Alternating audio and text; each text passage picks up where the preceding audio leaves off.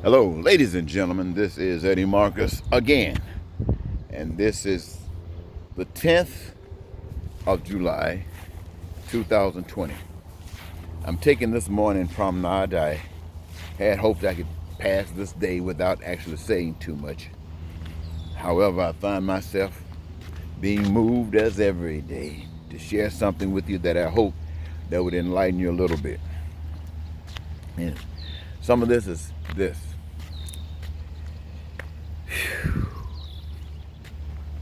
It's when you think about it, ladies and gentlemen, I have to think about what we are going through as a nation and as people.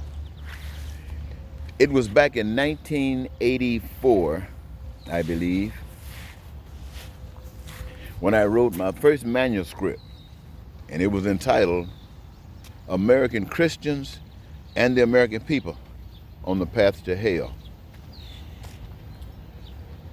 Now, I was given a charge to travel across the country, exercising some basic principles that come from the Bible and what people teach as far as Christianity is concerned, and to travel in foreign territory, speaking on these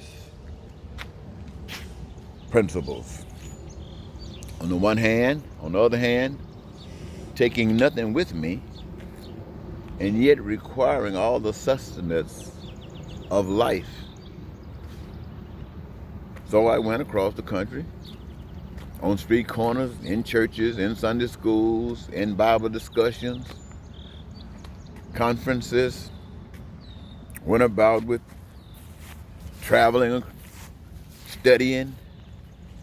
And when I did this and came back and put my research together, the indication is that the people of the world are on the path to hell.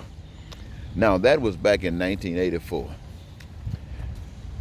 This is a different time. This is what? 20. Long time. Almost 40 years. I've been out here consistently saying to you, you're on the wrong path.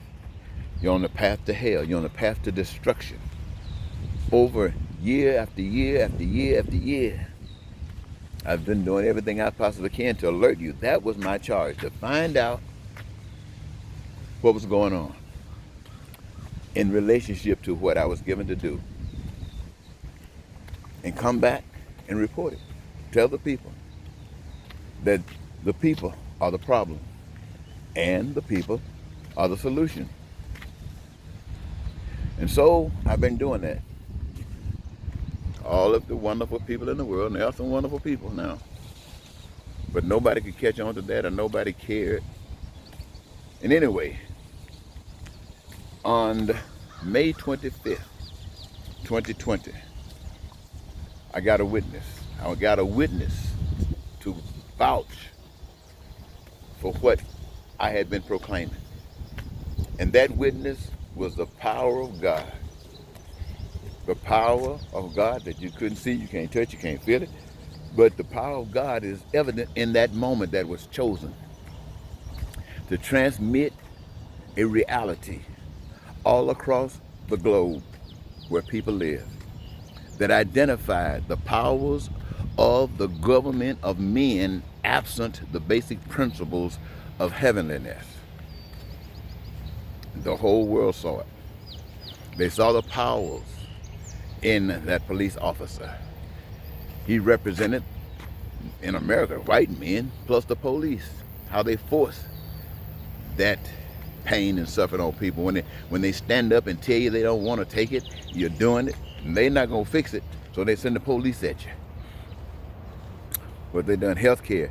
They are not adequate to do what they're supposed to do, so they send the police. I mean, it's just pathetic. All of this indicators with that powerful God revealed to the world that it doesn't matter whether your power source is white, black, man, or woman, it's still anti-God. Evidence is in the pain and suffering that people feel. The continuation is that people don't care, or don't care enough. And so God held up to the world and affirmed what I had been sharing with you all of these years. Now, May 25th, this is July 10th.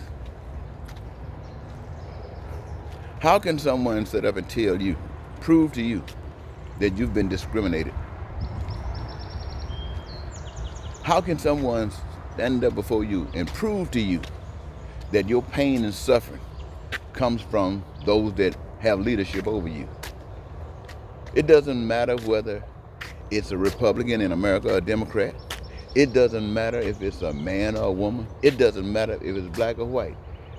400 years plus years in America, people of color and blacks have been abused by people in power, black and white. Bill Clinton, the first black president, because he could play a saxophone, act like he was cool, tricked black people to think he was really cool, and he wasn't. He was sending us to prison like flies. And then you think about Barack Obama came along. We were glad he was a president. Black man, finally, we can feel good about ourselves. But we were just as deep in bondage with Barack Obama than we were with Bill Clinton or George Bush. So what we're saying, ladies and gentlemen, that all of our leaders have been partners in our oppression. All of our leaders today are partners in our oppression. When you go to the Senate, Miss Pelosi, she has gone along with our oppression all of these years. Now, she can't all of a sudden act like she's concerned. None of them can. Joe Biden, he's been going along with our oppression all of these years. He can't act like he's concerned. Now, there's one piece, one little puzzle there where you can see that there is some leniency, and that's the abused. People who were taught a language that they didn't know, their culture stripped from them, everything, and trained up something new. So they're blindsided. It's like somebody walking up to you with your head turned and hit you upside the head with a brick and knock you out. You wake up, you don't know anything. That's what they did to black people. And so black people have been traditionally oppressed all of these years. So God is not going to be as hard on the oppressed as he will be on the oppressor. However, nonetheless, the fact that I can stand before you and share this message with you indicates that God is alarming you. God is sharing with you to let you know that you got to play a part in this. You got to accept this truth and stand up against it. Now, the truth of the matter is this. No nation is going to relinquish its power. God has shown us that we're living in a crooked world ran by evil. And when we stand up and take back our world through exercising the principles that would allow that to happen, I want you to know the evilness of this world might require that it is almost to the point we have to tear this joker down to the ground before any real changes be made. Let me say that again. When we start trying to change this world back to heavenliness and as in heaven so on earth, we're probably going to have to try to make the world think that we're tearing this sucker down to the ground. And why do I say that? Because this is not a new experience. We've had the Civil War. They had civil wars everywhere. People trying to maintain their power. They don't care if they abuse you. So, that just might be the extent that we have to go to. However, if we have to go to that extent, it is because of evil. And love does not back down to evil. And one thing about it, love got God on its side. One thing about it, you can count on victory. If you stand up against the evil of this world, you can count on victory. If you stand up against the evil of this world, you can count on victory. May 25th, the Congressional Black Caucus, I saw an interview the other day. People were describing stuff that was going on, like we got getting some statues removed, some flags taken down, some acquiescing, yes, we done you wrong, but that doesn't mean a hill of beans. I'm still living in a house that's falling apart, and I still need the wherewithal. But when I say these are not just my pains alone. These are the pains of many people in this country. And we all need to have this redress. So you would think that everything would kind of basically slow up a bit.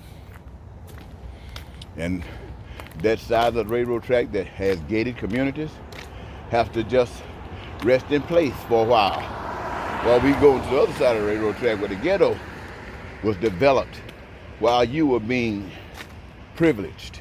And now privilege this community, not to your extension or to your demise, but to bring this up to where you're at so we can march forward together. Every member of this band in the same step. So that's what I'm really talking about when I talk about we got to do something and got to do it now. In fact, the Supreme Court just finally told Donald Trump that some things that he thinks he can get away with, you can't get away with it. Now, why did it take the Supreme Court to say that?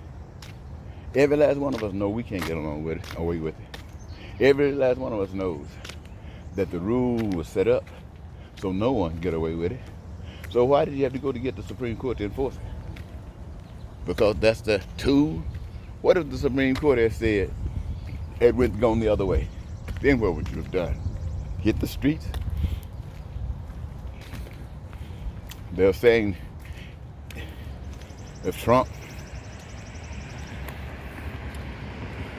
let this attorney get off the hook, all kind of havoc gonna break loose in the Department of Justice. It should have already taken place.